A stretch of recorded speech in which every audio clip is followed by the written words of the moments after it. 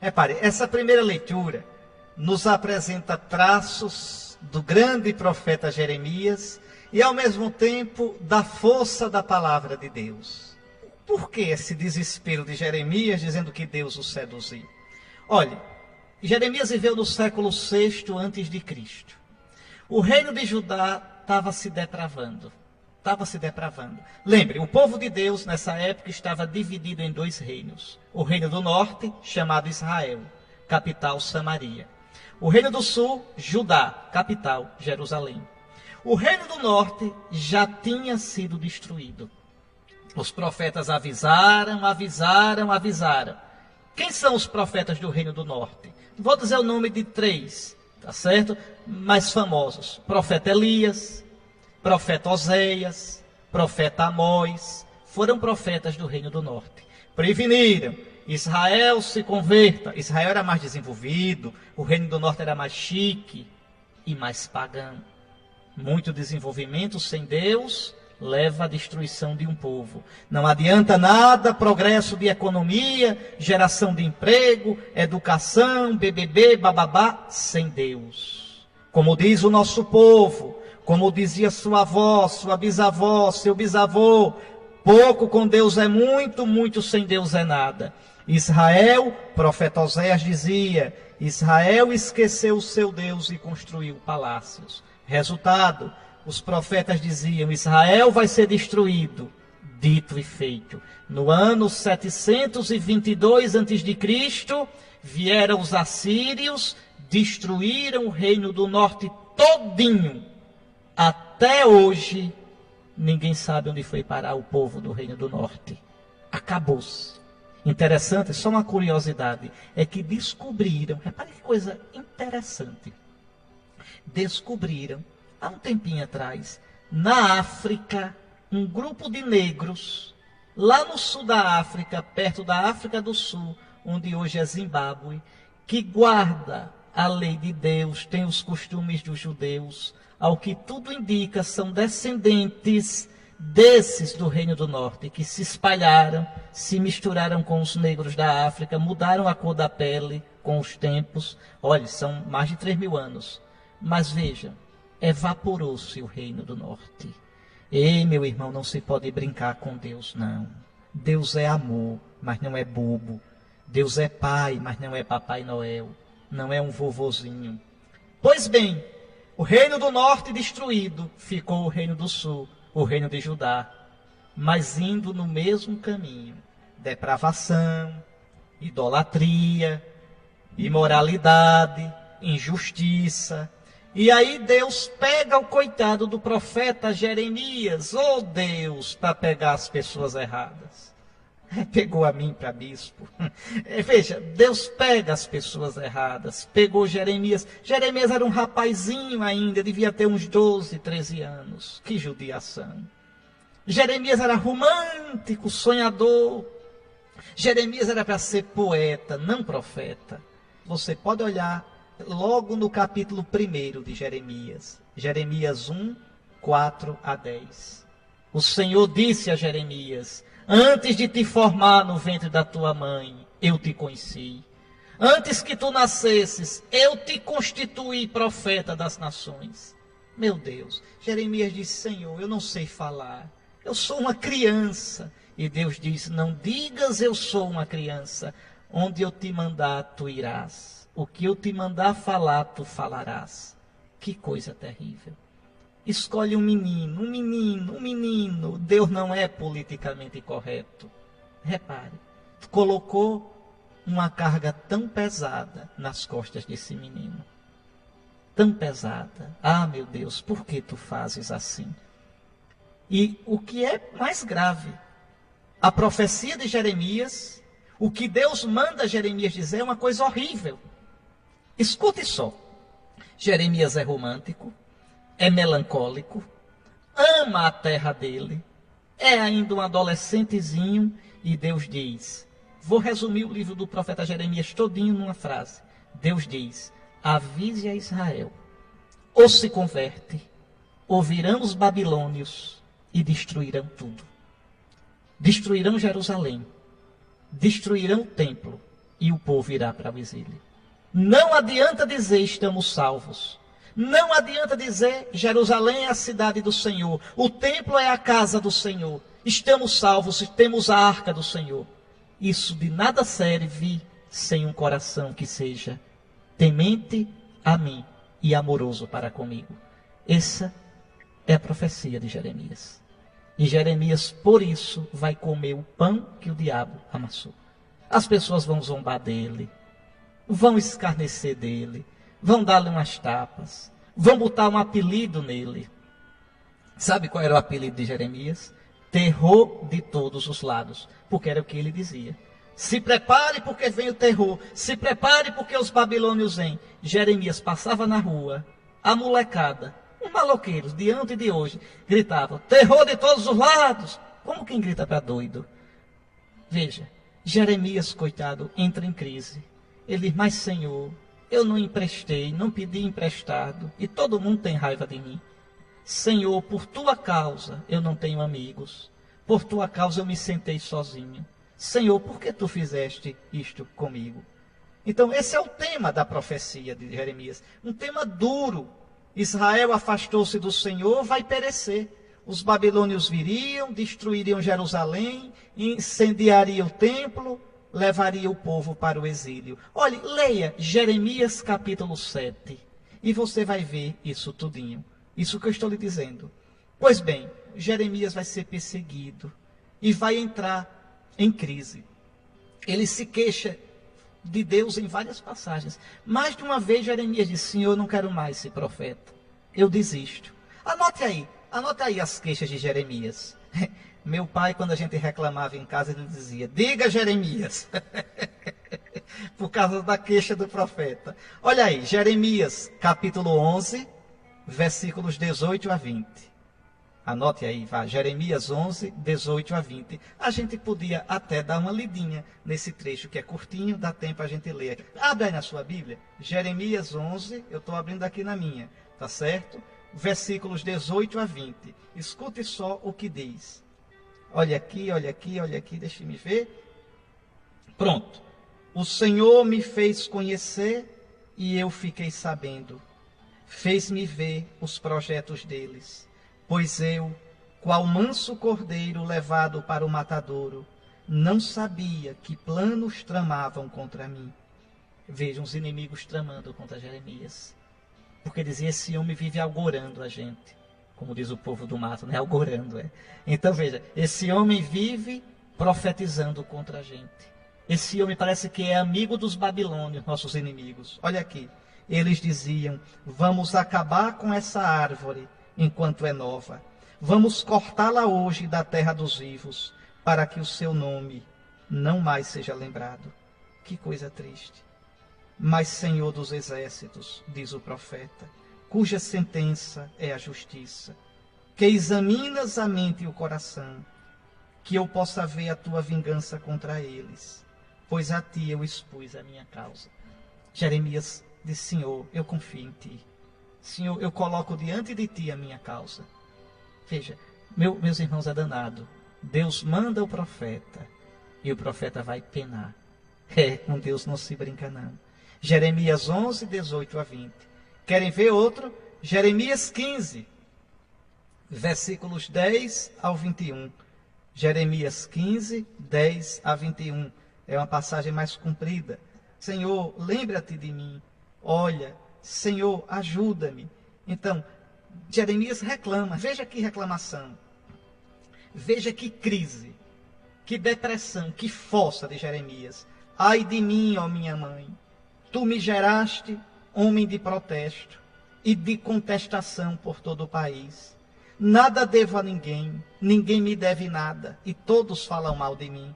Sim, Senhor, juro que sempre te servi em vista do bem, que nas horas de sofrimento e nos momentos de angústia sempre intercedi por quem me odeia.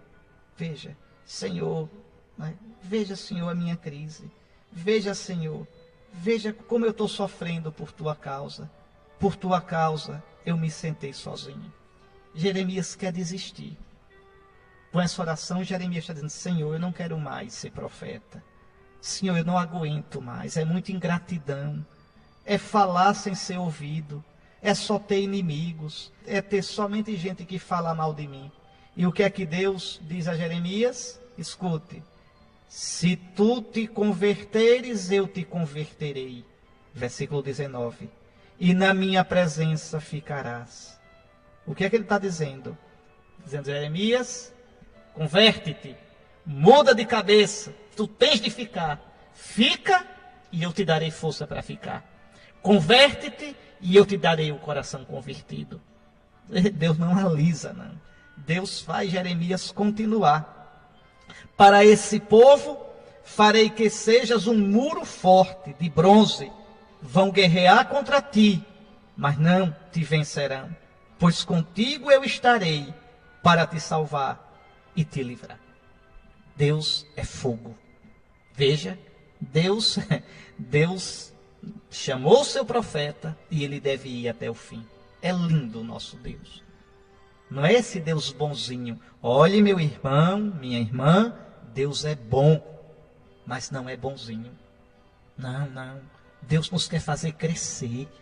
Deus não nos tira a gente dos desafios da vida, não. Ele nos dá força para enfrentar os desafios. Quando Deus não acalma a tempestade, fortifica o barco para aguentar a tempestade. É o que Deus faz com o querido Jeremias profeta. Jeremias parece tanto comigo, com você. Então, Jeremias 11, 18 a 20, Jeremias 15, 10 a 21, outra passagem ainda, Jeremias 17, 14 a 18, e Jeremias 18, 18 a 23, além dessa passagem de hoje, da primeira leitura. Em todas essas passagens, a gente vê Jeremias sofrendo, Jeremias reclamando, Jeremias com queixa, diz, Senhor, tu és para mim como um lago enganador, águas nas quais a gente não pode confiar. A gente pensa que o Senhor é raso e quando mergulha é fundo. Mas é isso mesmo. Olhe, meu irmão, não é Deus quem se converte a gente não, viu? É a gente que tem que se converter a Deus.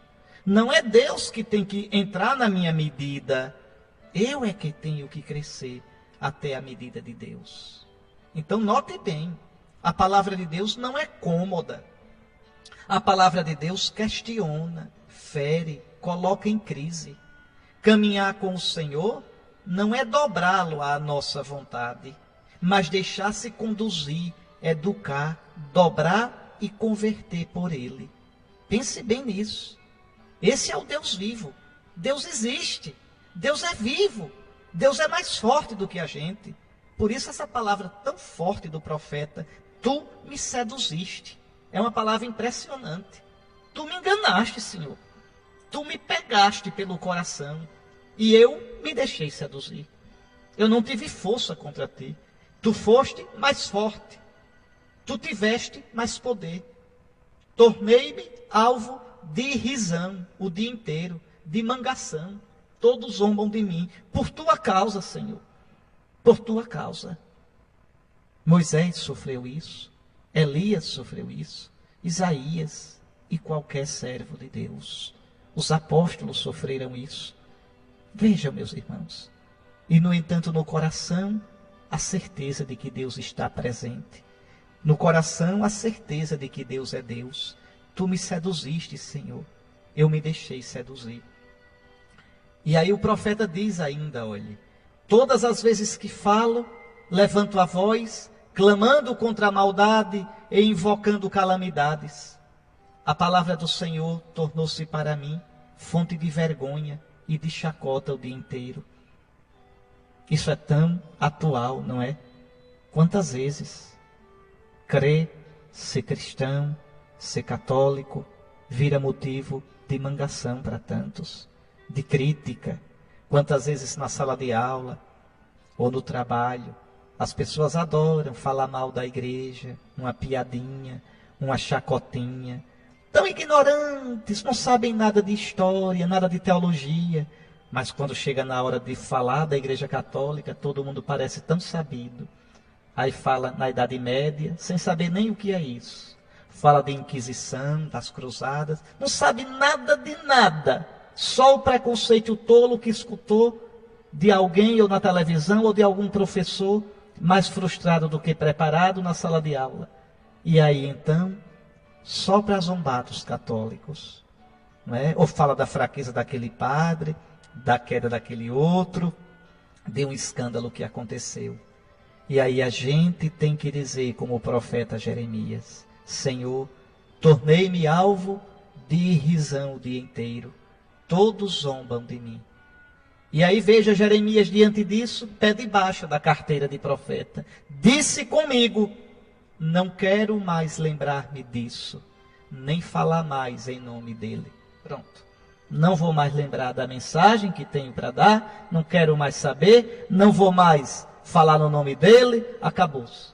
Ou então, não vou mais participar da minha paróquia, não vou mais participar daquele grupo, não quero mais saber. Escute o resultado. Senti então dentro de mim um fogo ardente a penetrar-me o corpo todo. Desfaleci sem forças para suportar. É Deus que vem e diz: eu te quero. Eu não permito que tu me esqueças. Tu falarás o que eu te mandar. Feliz aquele a quem o Senhor pega assim. Feliz aquele que não consegue esquecer a Deus. Feliz aquele que gostaria de calar, mas não pode calar a palavra de Deus. Feliz aquele que colocou sua vida nas mãos do Senhor. Mas lembre-se, Deus não é um Deus fácil. Deus não é um poodle, um cachorrinho bonitinho de madame que faz o que a gente quer. Deus é Deus. Eu sou o Senhor teu Deus, que não aceita suborno. Você quer caminhar com Deus, meu querido irmão? Saia de você e caminhe com o Senhor, sem medo. Venha o que vier, Ele é fiel. Ele nunca te deixará, Ele nunca te abandonará. Falamos no profeta Jeremias e vamos rezar o Salmo 62, que é o salmo responsorial da missa deste domingo. A minha alma tem sede de vós, como a terra sedenta, ó meu Deus. É a cara do profeta Jeremias. Não queria ficar com o Senhor, mas a sede era muito maior. Para mim foste sempre um socorro, de vossas asas à sombra eu exulto. Minha alma se agarra em vós, com poder vossa mão me sustenta. Queira Deus que a gente reze esse salmo de todo o coração. Eis aqui, meus irmãos, um texto intenso, belíssimo da palavra de Deus. Lembre, Romanos 12, 1 a 2. 2 versículos. Mas olhe, eu vos exorto, irmãos, pela misericórdia de Deus, por esse Deus que nos deu o seu Filho, por esse Deus que mostrou todo o seu amor entregando o Filho amado e nos comprando a preço de sangue. Eu vos exorto, irmãos, a oferecerdes vossos corpos em sacrifício vivo, santo e agradável a Deus. Corpo aqui não é simplesmente o corpo de carne, o físico. Eu vos exorto a que ofereçais os vossos corpos. Corpo aqui é a minha vida toda, é a vida humana toda, meu pensamento, meu sentimento, meus sonhos, minhas esperanças, meu físico, minha saúde, minha inteligência, meus projetos. Eu vos exorto, irmãos, pela misericórdia de Deus, a oferecerdes vossos corpos em sacrifício vivo, santo e agradável a Deus.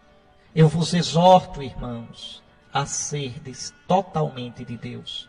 Eu vos exorto, irmãos, a fazer da vossa vida uma oferta ao Pai, juntamente com Cristo e em Cristo. Eu vos exorto, irmãos, àquela Eucaristia que comungais, o sacrifício de Cristo no altar que a gente comunga. Eu vos exorto a vos unirdes ao Cristo no seu sacrifício e a que vos oferteis ao Pai, com Jesus e por Jesus. Este é o vosso verdadeiro culto. Está aqui na Sagrada Escritura. Este é o vosso culto espiritual. O que é o culto espiritual? Quer dizer, o culto no Espírito Santo. A missa da qual a gente participa, a oração que a gente faz, tudo isso deve transformar a nossa vida. Então, eu vos exorto, pela misericórdia de Deus, a que façais da vossa vida um culto a Deus. Não vos conformeis com este mundo, mas transformai-vos, renovando vossa maneira de pensar e julgar, para que possais distinguir o que é da vontade de Deus, a saber, o que é bom, o que lhe agrada, o que é perfeito. Vamos entender. Não vos conformeis com este mundo. Conformar quer dizer tomar a forma, entrar na forma. A forma do cristão não pode ser o mundo. O modo de pensar do cristão, meu irmão, não pode ser o do mundo. Se o modo de pensar seu é igualzinho do mundo, você não é cristão. Se o modo de sentir, de falar, de agir seu for o do mundo, você não é cristão. Não vos conformeis, não tomeis a forma do mundo. Então eu vou tomar a forma de quem? De Cristo. Quem é a minha forma? É Cristo.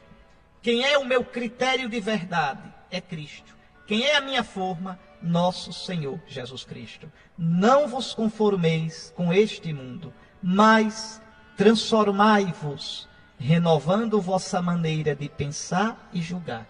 Não pensar segundo o mundo, mas segundo Cristo. Não julgar segundo o mundo, mas segundo Cristo. Para que possais distinguir o que é da vontade de Deus, o que é bom, o que lhe agrada, o que é perfeito. O cristão não pode pensar como a novela pensa, como a televisão pensa, como a maioria pensa. O cristão deve pensar como Deus pensa.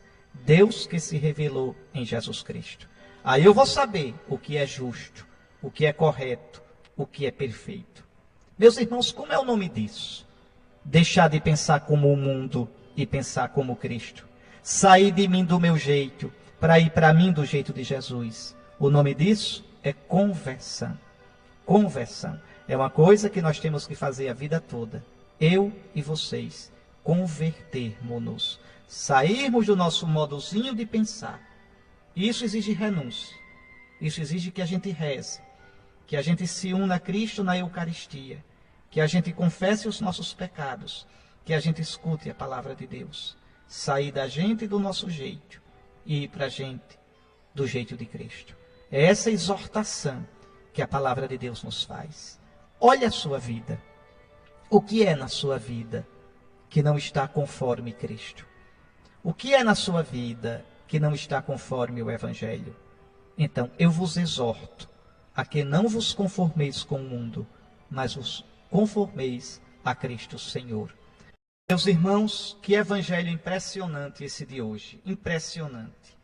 Veja, nós estamos no capítulo 16 de São Mateus. Deixa eu explicar bem a você, porque é importantíssimo este evangelho. Jesus estava na Cesareia de Filipe, fora da Terra Santa. Estava preparando os discípulos para a missão. É um momento aqui importantíssimo na vida de Jesus. Ele vai dizer pela primeira vez aos discípulos que vai morrer. Os discípulos não sabem ainda. Escute só. Antes de dizer, ele quer ver se os discípulos estão preparados. Aí pergunta: quem dizem os homens que eu sou? Vocês não escutaram esse evangelho domingo passado? Porque foi festa da Assunção. Mas era para ser este evangelho, se não fosse a Assunção, aqui no Brasil. Quem dizem os homens que eu sou? Aí os discípulos dão um monte de resposta daquilo que as pessoas falavam de Jesus. E todas as respostas, ou erradas ou incompletas. Uns dizem que tu és João Batista, ou Elias, ou o profeta, ou Jeremias. Muito bem.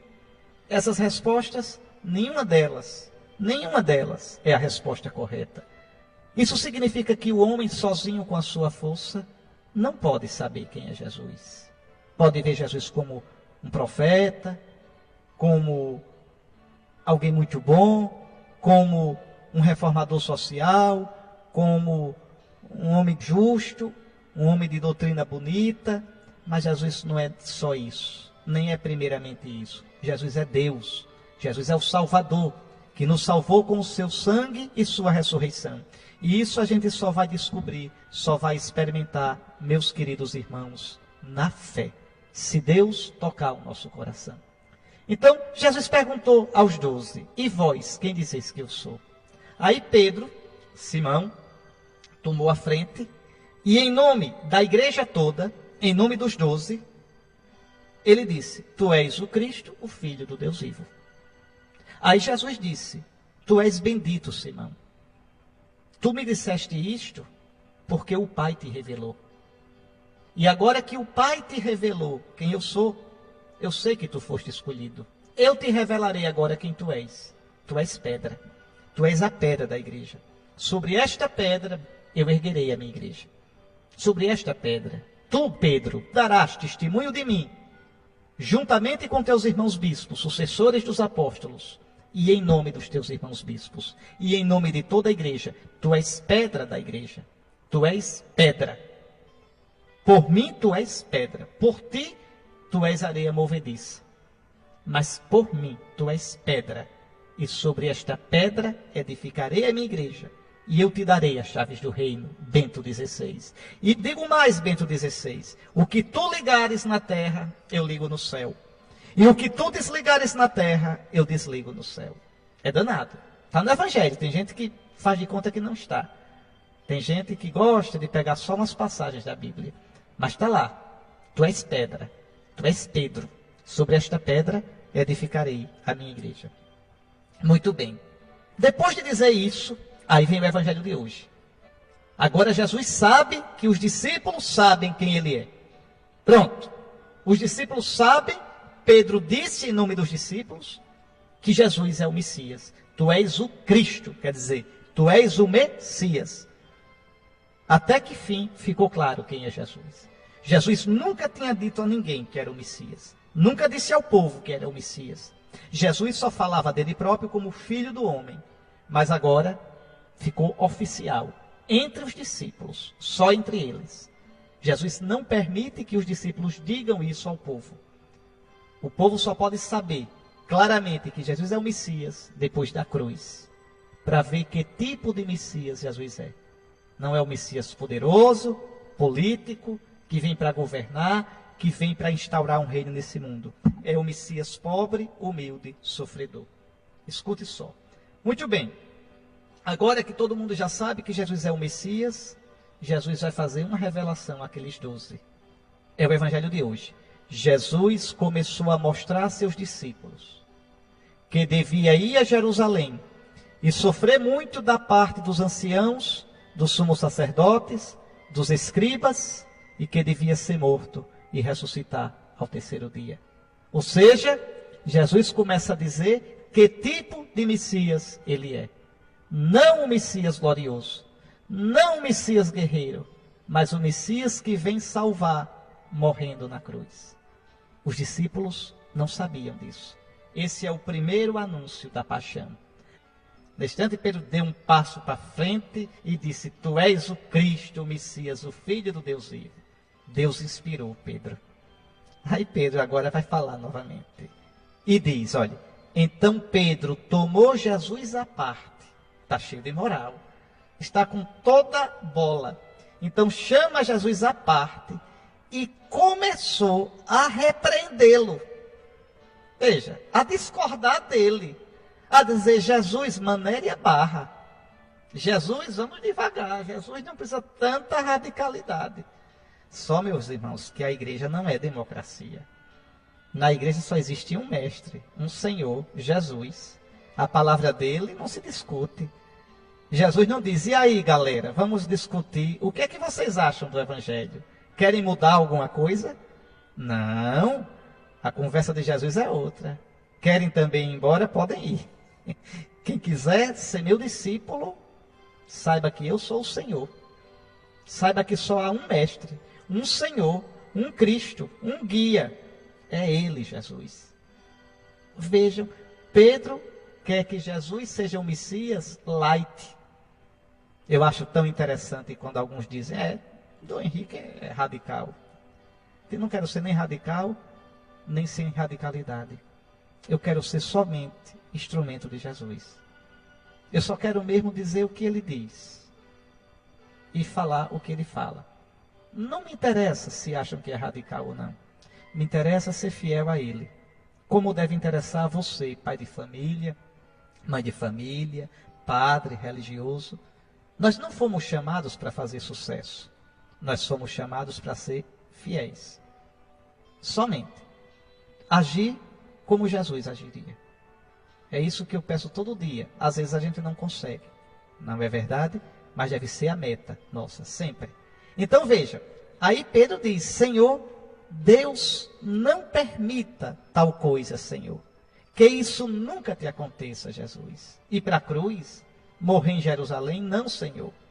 Rapaz, a resposta de Jesus é surpreendente.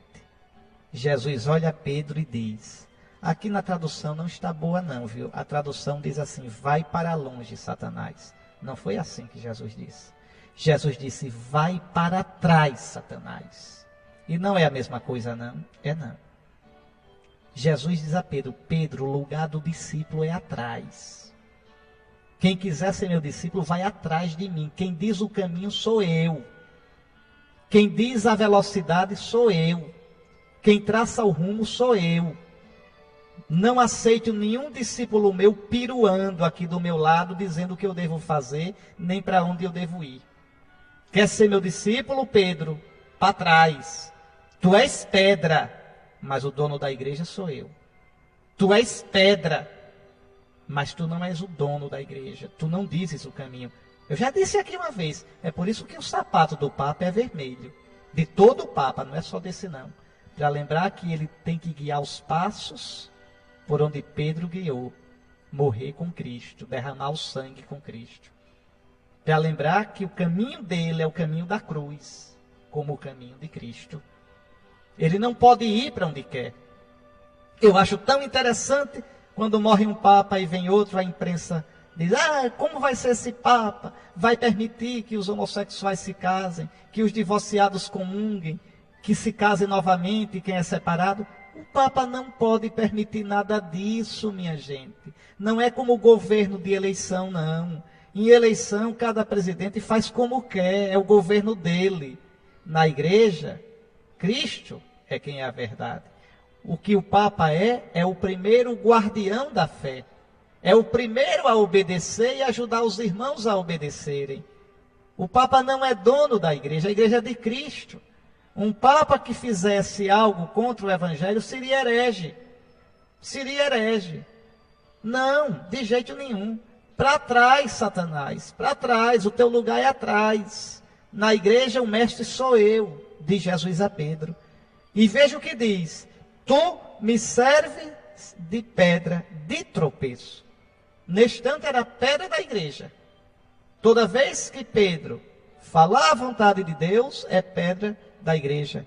Mas se fala a sua própria vontade, se pensa como o mundo, o que foi que disse São Paulo na segunda leitura? Não vos conformeis com este mundo. Se tu pensas como o mundo, se tu pensas em sucesso, tu me serves de pedra de tropeço, porque não pensas as coisas de Deus, mas sim as coisas dos homens. Está vendo? Está vendo, meu irmão? Está vendo, minha irmã? Lembre do profeta Jeremias. Seguir ao Senhor, passa pelo sofrimento. Bento XVI juntou em Madrid 2 milhões de jovens. Olha que loucura. Mais de 3 vezes a população de Aracaju todinha. Mais de 3 vezes. Junte os aracajuanos todinhos. Veja, 3 vezes. E tinha mais jovem do que isso em Madrid. 2 milhões. Mas, se só houvesse ali 20 jovens, Cristo estaria presente do mesmo jeito. O critério não é o sucesso, é a fidelidade. Eu não me emociono. Eu olhei vários momentos da Jornada Mundial da Juventude em Madrid. Eu não me emocionei porque havia 2 milhões de jovens. Agora, eu vou confessar, eu sou meio frouxo para chorar. Eu enchi os olhos de lágrimas quando eu vi 2 milhões de jovens ajoelhados, em silêncio, diante da hóstia consagrada. O centro é Cristo, não é o Papa. O lindo é isso, o Papa leva para Cristo. O Papa mostra Jesus. O centro é Jesus. Não foi Bento XVI que reuniu 2 milhões de jovens. Foi Cristo. Foi Cristo. Então, meus queridos irmãos, vejam, toda vez que a gente pensa como Deus, a gente é discípulo. Toda vez que o nosso pensamento é o do mundo, a gente está se afastando do caminho de Cristo. Escute só como continua o Evangelho. Olha o versículo 24. Então Jesus disse aos discípulos. Pedro chamou Jesus para o cantinho, né? Para falar, mas Jesus não fala no cantinho. Chama todos. Veja, e diz: se alguém quer me seguir, se alguém quer vir atrás de mim, e o lugar de Pedro é atrás de Jesus, renuncie a si mesmo. Veja, quer dizer, renuncie ao seu modo de pensar, ao seu modo de fazer, para fazer do meu jeito, para pensar do meu modo. Renuncie a si mesmo. Tome a sua cruz na vida. Qual é a sua? Qual é a sua cruz, meu irmão? Eu tenho a minha. As minhas. Você tem as suas. Tome a sua cruz e siga-me. Pronto. Quem toma a sua cruz e faz como quer, não é cristão. Quem toma a sua cruz e vive a sua cruz do seu jeito, não é cristão. Ah, a minha cruz é o problema da minha família, mas eu vou resolver do meu jeito. Não é cristão. Tome a sua cruz e resolva do jeito de Cristo. Siga-o. Ah, eu sou homossexual, vou viver a vida como eu quero. Muito bem. Se homossexual é a sua cruz, você é cristão, viva a sua homossexualidade do jeito de Cristo. Na castidade, na retidão. Ah, eu estou em crise no meu casamento, esta é a minha cruz. Muito bem, é a sua cruz. Tome a sua cruz e siga-me. Ah, eu estou doente, numa UTI, passando mal. É a sua cruz. Tome a sua cruz e siga-me. Ou seja, tome a sua cruz como cristão. Tome a sua cruz como discípulo de Cristo. Não tome a sua cruz e saia por aí à toa, rodando, feito peru tonto, sem saber para onde vai. Ninguém pode fugir das cruzes da vida. O que a gente pode fazer é tomar a cruz com Cristo e transformar a cruz em ressurreição, ou fugir da cruz, praguejar e terminar frustrado, de coração vazia, numa vida sem sentido. Eu estou falando agora, viu, para quem é cristão, para quem acredita de verdade que Jesus é Deus, Salvador, que Ele é o Cristo, o Filho do Deus vivo. Se alguém quer me seguir, se alguém quer ser meu discípulo, renuncie a si mesmo, tome a sua cruz e me siga. E aí Jesus previne, e é tão verdadeira essa palavra, pois quem quiser salvar a sua vida, vai perdê-la. Quem quiser se dar bem, de qualquer jeito, vai perder a vida. Vai perder o sentido para a vida. Vai perder o rumo. Vai perder a vida eterna. Mas quem perder a sua vida por causa de mim, quem tiver a coragem de tomar sua cruz e ir pelo meu caminho, mas, Dom Henrique, ir pelo caminho de Jesus, eu não vou fazer o que eu quero, eu não vou fazer o que todo mundo faz. Muito bem, vai ganhar a vida verdadeira. Quem perder a vida para si, ganha a vida para Cristo. Quem disse isso foi Jesus, que perdeu a vida dele na cruz e ganhou a vida dele por toda a eternidade. Quem diz isso é Jesus, que fez Paulo apóstolo perder a vida todinha e ganhar a vida. Fez Pedro perder a vida na cruz de cabeça para baixo e ganhar a vida. Fez Lourenço ser queimado na grelha e ganhar a vida. Fez Inácio de Antioquia ser devorado pelas feras e ganhar a vida. Fez tantos deixar sua terra, pai, mãe, deixar tudo para segui-lo. Perderam-se para o mundo e ganharam a vida. E agora é a minha vez. Agora é a sua vez. Quem quiser se dar bem, quem quiser salvar a pele, vai perder a vida. Quem perder a vida por Cristo, vai encontrar a vida. Agora, a gente não consegue isso sem rezar, sem amar Jesus apaixonadamente, sem se alimentar com a sua santa palavra, com a sua santa Eucaristia. E aí depois, Jesus faz duas perguntas, que para mim são as duas perguntas mais apaixonantes do Evangelho. São dois desafios. Jesus olha para você, viu? Olha para mim e diz: que adianta ao homem ganhar o mundo inteiro, mas perder a sua vida? Ganhou a eleição, ganhou o sucesso, ganhou o dinheiro, ganhou o prestígio, ganhou os amigos, conquistou a pessoa amada, ganhou o mundo inteiro, mas o coração ficou oco, vazio, numa vida sem sentido. Do que adianta ganhar o mundo inteiro e viver 70, 80 anos uma ilusão e depois, por toda a eternidade, viver vazio no inferno, como foi vazio de coração no mundo? Essa é a questão. Essa é a questão que eu digo a vocês, me atormenta todo dia. Na minha vida, eu estou falando agora de mim, Dom Henrique. Todo dia eu me pergunto isso. Do que adianta ganhar tudo e perder a vida? E Jesus então faz um desafio. O que poderá alguém dar em troca de sua vida? Ou seja, até onde você está disposto a dar a Nosso Senhor para ganhar a sua vida? Até onde você está disposto a ir para viver de verdade? Quem tudo dá a Jesus não perde nada e ganha tudo. Que eu hoje, ouvindo esse Evangelho, que você hoje, nós possamos dizer: Senhor, eu te dou tudo, mas ajuda-me, Senhor, porque minha fé é pequena, meu amor é frágil. Ajuda-me, Senhor, a cada dia dar-te tudo de verdade. Eu queria terminar essa meditação do Evangelho lendo um trechinho de um monge escritor, Anselmo Green, um monge beneditino. Ele diz assim: podemos tornar Deus inofensivo, usá-lo para nós mesmos, para que as coisas nos corram bem. E assim Jesus enfrenta este perigo, o perigo de querermos apossar-nos de Deus, lembrando o sofrimento que ele terá que suportar.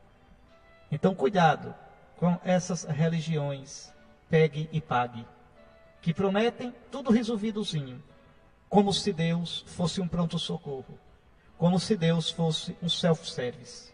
É um Deus falso, não existe. A religião não é para a gente se servir de Deus, é para servir a Deus. Escute ainda o que o monge lá diz. Escutem. Pedro havia excluído o sofrimento de sua imagem de Deus. Nossa atual imagem de Deus também é assim, sem lugar para o sofrimento. Nós construímos uma imagem de Deus que corresponde aos nossos gostos. Quando então o sofrimento nos atinge, um casal que não pode ter filho e não deveria fazer inseminação artificial, deveria pedir a Deus, e se o filho não vem, deveria adotar um. Aquele que ama uma mulher casada, mas ela é casada, não pode alimentar esse amor. Aquele que gostaria de ganhar aquele dinheiro, mas aquele dinheiro é desonesto. Aquele que gostaria de já ter relações sexuais com sua noiva, com sua namorada, mas sabe que não deve ter. Aquele que está sofrendo uma doença e poderia até alcançar a cura de um modo ilícito. Então, o que fazer com o sofrimento? O que fazer com uma pessoa idosa em casa? Matá-la pela eutanásia? O que fazer com uma gravidez indesejada? Abortar? O que fazer quando se descobriu que o filhinho que está esperando tem alguma deficiência grave? Abortar? Veja, a tentação do mundo é excluir o sofrimento. Não sabe o que fazer com o sofrimento. Mas o mundo assim é perverso, é imaturo, é desumano. Porque exclui, maquia, faz de conta que não existe o sofrimento na vida. Uma sociedade assim é imatura. É o que o monge diz aqui, muito interessante. Veja, nossa atual imagem de Deus também é assim, sem lugar para o sofrimento. Nós construímos uma imagem de Deus que corresponde aos nossos gostos. Quando então o sofrimento nos atinge, não sabemos mais o que fazer e nossa imagem de Deus desmorona. Aí digo, não creio mais em Deus. Vou para outra religião. Não quer entender a linguagem da cruz, como Pedro. Como Pedro, nós nos revoltamos veementemente. Nestes momentos, torna-se claro que estamos usando Deus em nosso próprio proveito. Criamos uma imagem de Deus que corresponda aos nossos desejos. E quando Deus não corresponde a esta imagem, nós nos distanciamos dele. É interessante. A gente prefere o nosso ídolozinho, a nossa imagem falsa de Deus. Existem momentos em que de repente nós entendemos quem é Deus. Tocamos o mistério de Deus e sentimos uma profunda paz interior. Mas já no momento seguinte, falsificamos nossa visão de Deus. Com nossa imagem de Deus misturam-se nossos próprios pensamentos e desejos. Um Deusinho do meu tamanho, um Deusinho que diz amém para tudo. Não, eu estou vivendo amigado, mas não tem problema, Deus é um só, Deus é amor. Pois é, exatamente porque Deus é um só, a verdade é uma só. Exatamente porque Deus é amor, eu devo procurar viver na vontade de Deus. Não devo viver no pecado. E se vi que não posso superar o pecado, pelo menos que eu tenha jeito, juízo e humildade e diga, Senhor, eu não estou fazendo como tu queres. Tem misericórdia de mim. Agora querer encobrir e dizer, não, Deus é um só, Deus é amor, compreende. Não é assim não. Eu não posso manipular Deus. Não posso. Não posso. Eu só toco o Deus verdadeiro quando eu toco a verdade de Deus. Não pensamos como Deus pensa, mas como agrada aos homens. Que coisa triste. Nossos pensamentos não procedem de Deus, mas das expectativas e projeções humanas. Enquanto Deus se comporta de acordo com os nossos desejos, nós conseguimos professar nossa fé no Deus que liberta, ama e cura. Mas logo que o sofrimento nos atinge, esta bela imagem de Deus desmorona. Que fé imatura, que fé pequena. Deus, meus irmãos, não é o encarregado de cumprir nossos desejos. Deus não é a droga que possamos consumir para escapar à nossa realidade e seus problemas. Deus também pode vir ao nosso encontro como aquele que é inteiramente incompreensível, numa doença, num fracasso, numa dor, numa crise. Então ele questiona não apenas a nossa imagem de Deus, mas também nossa própria autoimagem.